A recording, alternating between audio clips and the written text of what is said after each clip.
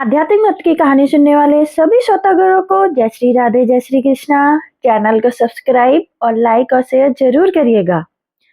शकुनी मामा के 7 रहस्य, 3 खतरनाक चालों के साथ।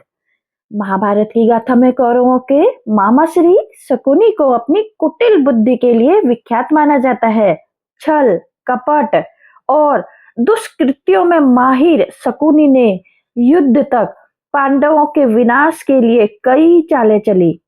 कहते हैं कि इन्हीं चालों के कारण पांडवों के जीवन में हमेशा उथल पुथल रही और अंततः युद्ध की नौबत आ गई। आओ जानते हैं शकुनी मामा के 7 रहस्य और 3 चालों के साथ।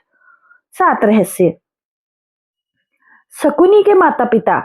शकुनी गांधार नरेश राजा सुबाल के पुत्र थे। शकुनी का जन्म गांधार के राजा सुबाल के राजप्रासाद में हुआ था।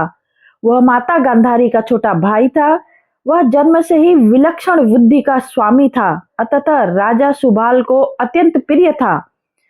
जेल में शकुनी मामा की उदंती अनुसार ऐसा माना जाता है कि गांधारी का विवाह धृतराष्ट्र से करने से पहले ज्योतिषियों ने सलाह दी थी कि गांधारी के पहले विवाह पर संकट है, अतः उसका पहला विवाह किसी और से करा दीजिए, फिर धृतराष्ट्र से करें। इसके लिए ज्योतिष के कहने पर गांधारी का विवाह एक बकरे से करवाया गया था। बाद में उस बकरे की बलि दे दी गई थी। कहा जाता है कि गांधारी को किसी प्रकार के प्रकोप से मुक्त करवाने के लिए ही ज्योतिषियों ने यह सुझाव दिया था। इस कारण गांधारी प्रतीक रूप में विधवा मान ली गई और बाद में उनका विवाह धृतराष्ट्र से करा दिया गया। गांधारी एक विधवा थी। यह सच्चाई बहुत समय तक कौरव पक्ष को पता नहीं चली। वे बहुत क्रोधित हो उठे। उन्होंने समझा कि गांधारी का पहले किसी से विवाह हुआ था और वह न मालूम किस कारण मारा गया। धृतराष्ट्र के मन में उसको लेकर बहुत दुख उत्पन्न हुआ और उन्होंने उसका दोषी गांधारी के पिता राजा सुबाल को माना। धृतराष्ट्र ने गांधारी के पिता राजा सुबाल को पूरे परिवार सहित कारागार में डाल दिया। कारागार में उन्हें खाने के लिए केवल एक व्यक्ति का भोजन दिया जाता था। केवल एक व्यक्ति के भोजन से भला सभी का पेट कैसे भरता? यह पूरे परिवार को भूखे मार देने की साजिश थी। राजा सुबाल ने यह निर्णय लिया कि वह यह भोजन केवल उनके सबसे छोटे पुत्र को ही दिया जाए, ताकि उनके परिवार में से कोई तो जीवित बच सके, और वह था शकुनी। यह भी कहा जाता है कि विवाह के समय गांधारी के साथ उनका भाई शकुनी और आयु में बड़ी उनकी एक सखी हस्तिनापुर आई थी और दोनों ही यहीं रह गए थे। जेल से मुक्त हुआ शकुनी एक एक करके सुबाल के सभी पुत्र मरने लगे।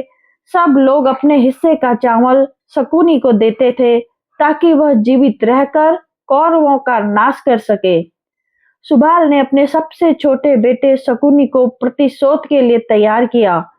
मृत्यु से पहले सुबाल ने धृतराष्ट्र से शकुनी को छोड़ने की विनती की थी, जो धृतराष्ट्र ने मान ली थी। राजा सुबाल के सबसे छोटे पुत्र कोई और नहीं बल्कि शकुनी ही थे। शकुनी ने अपनी आंखों के सामने अपने परिवार का अंत होते देखा था और अंत में शकुनी ही जिंदा बच गए।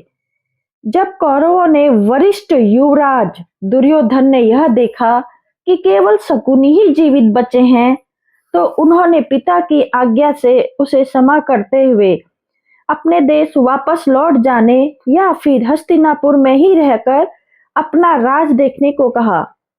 शकुनी ने हस्तिनापुर में रुकने का निर्णय लिया। बदले की भावना। कौरवों को छल व कपट की राह सिखाने वाले शकुनी उन्हें पांडवों का विनाश करने में पग पग पर मदद करते थे, लेकिन उनके मन में कौरवों के लिए केवल बदले की भावना थी, क्योंकि धृतराष्ट्र ने शकुनी के संपूर्ण परिवार को जेल में डाल दिया था और उनको बस मुट्ठी भर अनाज ही खाने को दिया जाता था। शकुनी ने अपने पूरे परिवार को जेल में भूख से अपनी आंखों के सामने खत्म होते हुए देखा था। आप सोच सकते हैं कि उसके मन में किसके लिए क्या होगा और वह किसके लिए क्या करेगा। कहते हैं शकुनी ने प्रतिशोध लिया था, लेकिन यह कितना सही है यह तो शकुनी ही बता सकते हैं, क्योंकि कोई भी व्यक्ति नहीं चाहेगा कि वह अपनी ही बहन के परिवार को नष्ट करने का षड्यंत्र रचे, या हो सकता है कि वह चाहे भी। शकुनी बने मंत्री। शकुनी ने हस्तिनापुर में सबका विश्वास जीत लिया और 100 कौरवों का अभिभावक बन बैठा।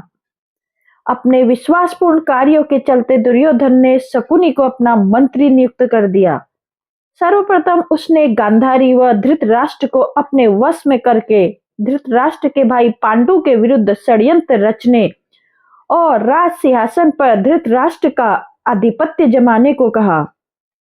फिर धीरे धीरे शकुनी ने दुर्योधन को अपनी बुद्धि से मोह पास में बांध लिया। शकुनी ने न केवल दुर्योधन को युधिष्ठिर के खिलाफ भड़काया, बल्कि महाभारत के युद्ध की नींव भी रखी। शकुनी की जब यह चाल किसी भी कारण से सफल रही हो, उसका सम्मान और बढ़ गया। गांधारी अपने भाई की चाल को समझती थी और वह अपने पुत्रों को बुराई से दूर रखने का कहती थी, लेकिन उसकी नहीं चलती थी। पति, भाई और पुत्र के बीच गांधारी विवश थी। शकुनी के पास से यह बहुत कम लोगों को मालूम होगा कि शकुनी के पास जुआ खेलने के लिए जो पासे थे वह उसके मृत पिता के रीढ़ की हड्डी के थे। अपने पिता की मृत्यु के पश्चात शकुनी ने उनकी कुछ हड्डियां अपने पास रख ली थी। शकुनी जुआ खेलने में पारंगत था और उसने कौरवों में भी जुए के प्रति मोह जगा दिया था। शकुनी का वध कैसे हुआ? कुरुक्षेत्र के युद्ध में शकुनी ने दुर्योधन का साथ दिया था। शकुनी जितनी नफरत कौरवों से करता था उतनी ही पांडवों से, क्योंकि उसे दोनों की ओर से दुख मिला था। पांडवों को शकुनी ने अनेक कष्ट दिए। भीम ने उसे अनेक अवसरों पर परेशान किया। महाभारत युद्ध में सहदेव ने शकुनी का इसके पुत्र सहित वध किया था। क्या थी शकुनी की 3 खतरनाक चालें? आइए उन्हें भी जानते हैं। पहली चाल, एक योजना के तहत एक बार दुष्ट दुर्योधन ने शकुनी मामा के कहने पर भीम को जहर देने की योजना बनाई। सभी को गंगा के तट पर प्रणाम कोटि स्थान पर जल क्रीड़ा करने और उत्सव मनाने के लिए एकत्रित किया और दुर्योधन की योजना के अनुसार उसने चुपके से भीमसेन के भोजन में विष मिला दिया गया। फिर निश्रेष्ठ भीम को गंगा के ऊंचे तट से जल में ढकेल दिया गया। अन्य पांडवों को इसका भान भी नहीं होता है। भीम को जल में उनके नाना आर्यक उसे वासुकी नाग के पास ले जाते हैं। वासुकी अपनी विद्या से भीम को जिंदा कर देता है और उसे सहस्त्रों हाथियों का बल देता है। अब दूसरी चाल थी शकुनी की योजना। शकुनी की योजना के अनुसार 5 पांडवों को वारणावत भेज दिया जाए, जहां लक्षागृह में आग लगाकर पांडवों को जिंदा जलाकर मारने की योजना बनाई गई थी।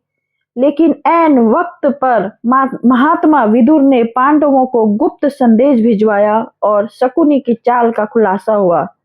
तब 5 पांडवों ने विदुर के एक विश्वास पात्र से सुरंग खुदवाई और उसी सुरंग के माध्यम से वे लक्षागृह से बाहर निकलकर गंगा पार जंगल में चले गए। इधर हस्तिनापुर में खबर फैला दी गई कि पांडव लक्षागृह की दुर्घटना में मारे गए हैं।